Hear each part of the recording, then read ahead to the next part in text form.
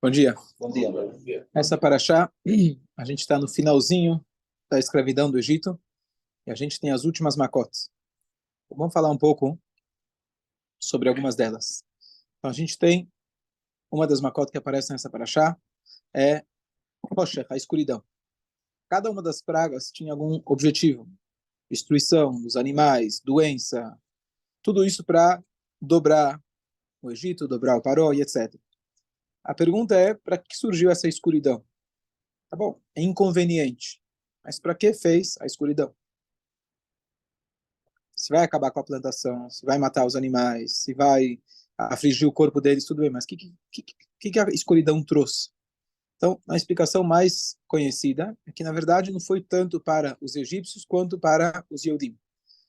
Hashem ele fez essa escuridão para que os judeus pudessem entrar nas casas dos egípcios, ver os tesouros que eles tinham, para que logo em seguida Hashem fala, antes da última praga, os judeus tinham que pegar dinheiro emprestado, objetos emprestados, aliás, dos egípcios, e quando eles recusavam, eles falavam, não, você tem lá na gaveta, do lado esquerdo, embaixo, eu vi lá que você tinha uma joia muito bonita. Ah, verdade, tinha esquecido. Mas os judeus vinham? Eles vinham, eles conseguiam ver em plena escuridão, Hashem, infravermelho, eles tinham infravermelho. Isso é noturno. E, então, esse seria o motivo. Tem mais um segundo motivo, de que uma boa parte do povo acabou morrendo na própria praga da escuridão. Quem que morreu na praga da escuridão? Então, não foram pecadores, não foram aqueles que fizeram problemas, inclusive depois, para Moshe Rabbeinu, foram aqueles que simplesmente se negaram a sair do Egito. Se você tivesse uma única vontade mínima, eu quero sair daqui, você saía. Independente de quão pecador ele era. A gente vê que depois, lá na frente, vão aparecer pecadores. Os únicos que ficaram para trás foram aqueles que estavam se recusando a sair do Egito. Os únicos e a maioria. Né? Então, a gente vai ver no início da paraxá seguinte que 4/5 do povo, 1/5 saiu e 4/5 ficou para trás. Todo mundo deu uma explicação, que não necessariamente é literal, etc. Mas, por isso eu falei, uma boa parte, ou uma parte do povo ficou para trás. E quando que eles morreram? Na praga da escuridão, para que não fique, não seja um rido da Hashem, não seja uma coisa chata, feia, que, tá vendo? Eles também estão morrendo. Então, Hashem fez de uma maneira para que não fique claro para os egípcios o que aconteceu com o nosso próprio povo. Naquela da noite. Só que eu vi uma terceira explicação, muito bonita. O que isso fez para o Paró? Tudo bem, para os judeus ajudou a pegar o dinheiro, ajudou eles, aqueles que precisavam ficar por lá, mas o que isso fez para o Faraó? Na verdade, a praga da escuridão fez uma das coisas mais importantes no processo de educação para o Faraó. Toda a ideia, na verdade, das 10 pragas é educar o Faraó. Quando ele diz lá no início, Mi Hashem, quem é esse Deus? Nunca ouvi falar dele. Quem é esse Deus, criador do mundo, onipotente, onipresente? Quem é? Não conheço. Então Hashem foi mostrando para ele nas várias forças da natureza, começando pela cobra, depois o sangue, etc., que o único Deus é Hashem. A praga da escuridão vem mostrar uma coisa muito simples. Aquele Deus que você não enxerga é aquele que comanda o mundo. Justamente toda a ideia da idolatria é ter algum Deus que seja mais acessível. Esse Deus aí, criador do mundo, não consigo ver ele, não consigo cheirar, não consigo escutar. Falar com a chuva, falar com Deus daqui, Deus dali, fazer uma estátua, é mais da minha língua, consigo me comunicar melhor. A Hashem ele fez a escuridão dizendo, olha, você não está me enxergando.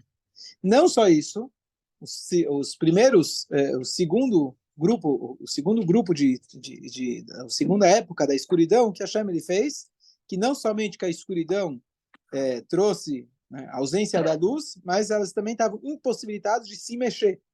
Algo que não tem sentido, quer dizer, só porque não tem luz não consegue se mexer, mas justamente porque nesse momento não consegui se mexer, qual que era o castigo? Tá bom, vou ficar lá paralisado, mas o que isso significa? Significa que a ausência da luz, justamente, você não enxerga nada, você não vê absolutamente nada, é tão forte, não só que você não enxerga, é tão forte que você não consegue sair do lugar, você não consegue se mexer. Essa foi a lição para o Paró e companhia. Você saber que Hashem é invisível, e ele sendo invisível, ele domina tudo, e para a gente é sempre uma dificuldade. Acreditar em Deus, por mais que a gente fala, reza, etc., ele é invisível.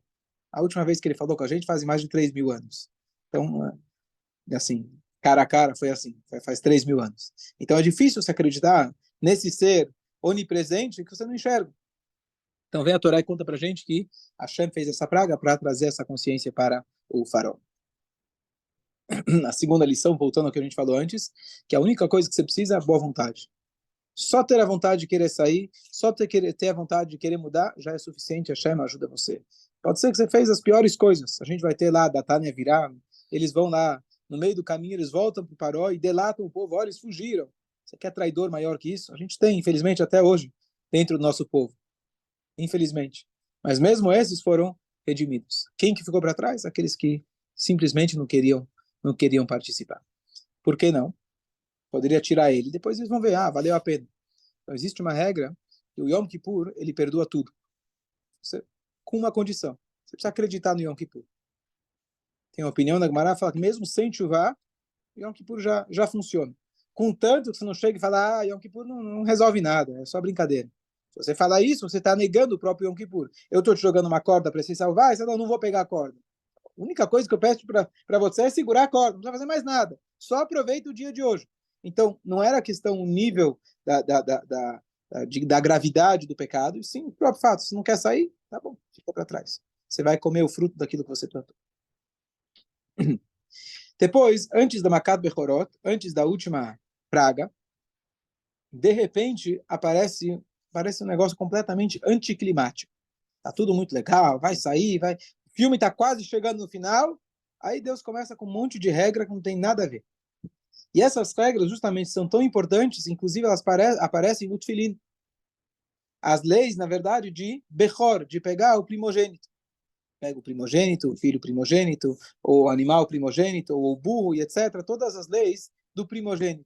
E a Torá também fala para a gente sobre as leis do Korban Pesach, em vários detalhes. Então, deixa vai receber a Torá, deixa essas regras aí para depois. Vamos agora contar a história bonita. Você para, de repente, no último capítulo começa. Deixa para depois. O que é tão importante agora falar? Inclusive, muitas dessas leis vão começar só em Eretz Israel, vai demorar 40 anos ainda. Estou no Egito, estou querendo sair daqui, você começa a me falar um monte de coisa que não tem nada a ver. Primeira coisa. Segunda coisa, nessa última praga, Hashem fala que eles tinham que pegar o cordeiro, fazer o Korban Pesach, pintar os batentes da porta, para que o anjo da morte, ele pule as casas dos judeus, e aí que chama, aí que é o nome do Pesach. Bom, poderia ter um nome melhor para Pesach. Tem tantas coisas que aconteceram, essa é a melhor parte, a parte mais importante que Deus pulou. Mas ainda, até agora, Deus não precisou pular ninguém, não precisou de nenhuma identificação. Deus sabia exatamente qual animal matar, qual não matar. Quem poderia enxergar, quem não ia enxergar. Agora, de repente, chega na última hora, não, anota lá na porta, coloca uma alguém da vida na porta para eu saber quem é quem. Agora, justo agora você não vai saber?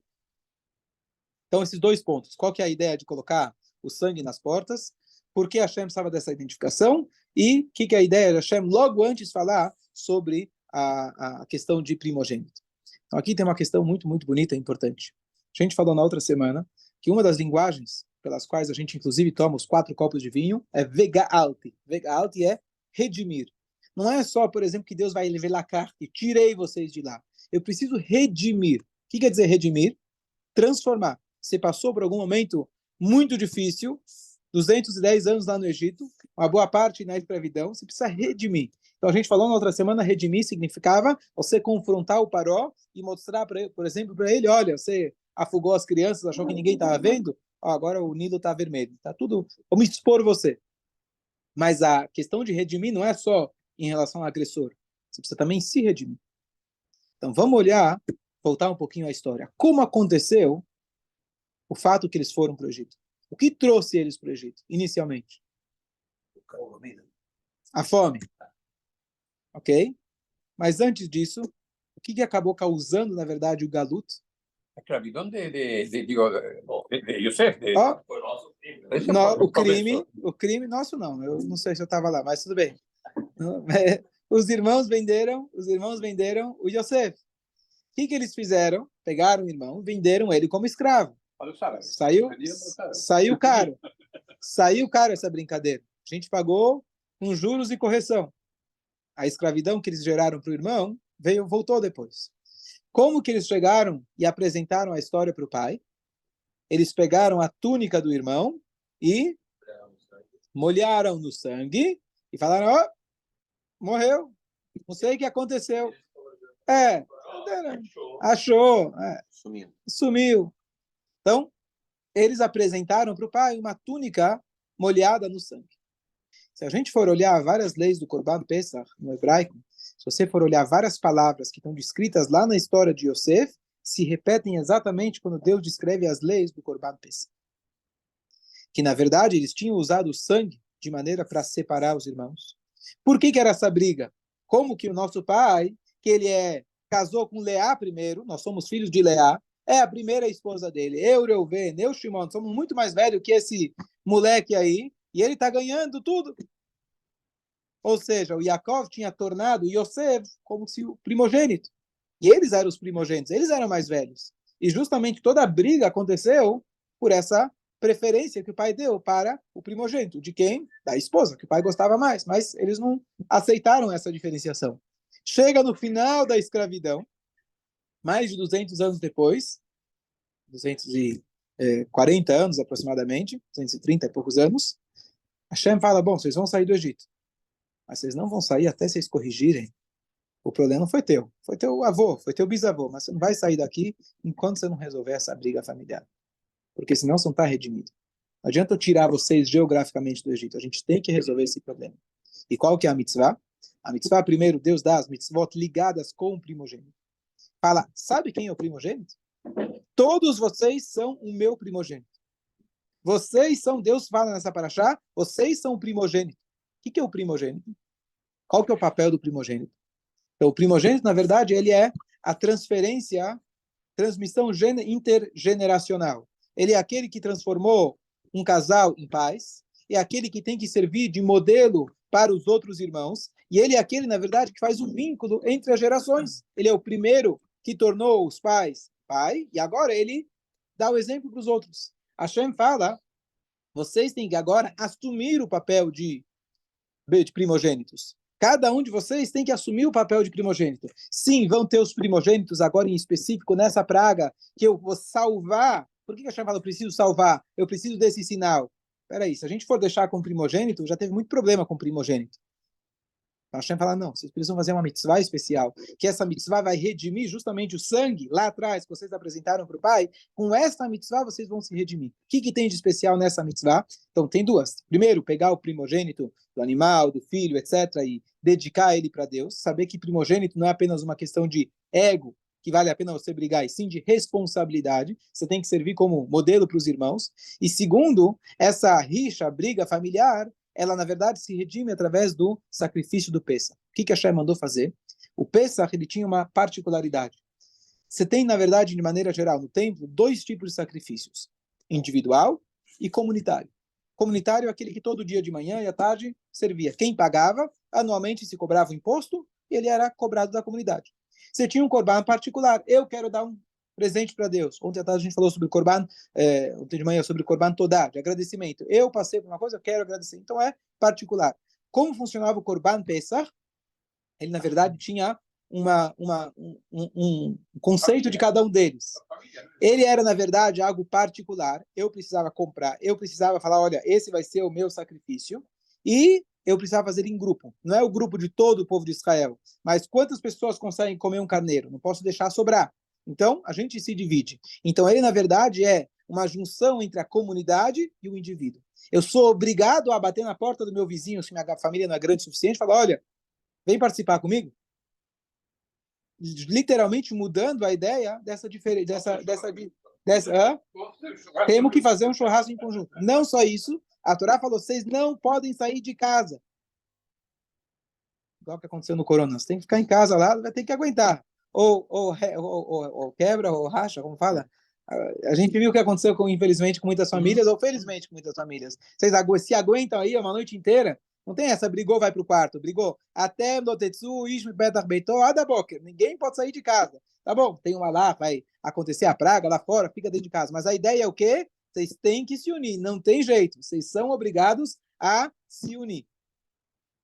E não só isso, aí teve a outra questão, que Isso talvez mais conhecido, que a ideia deles passarem o sangue e terem o carneiro dentro de casa, etc., que eles precisavam se afastar e abandonar a idolatria do Egito. Então, eles têm a cura para o problema mais imediato, mas, na verdade, essa ideia do sangue, tirar e etc., e juntar todo mundo dentro de casa, é justamente para redimir o problema inicial de onde começou o Galut lá atrás. Então, por isso, Hashem, ele, nesse momento anticlimático, ele para e vai falar todas as leis sobre primogênito, que em questões práticas vai começar só muitos anos depois, para vocês entenderem qual é o valor, qual é o papel do primogênito. E, ao mesmo tempo, garantindo que eles vão se redimir do sangue que eles fizeram, apresentaram para o Pai, e garantir que todos eles estejam juntos.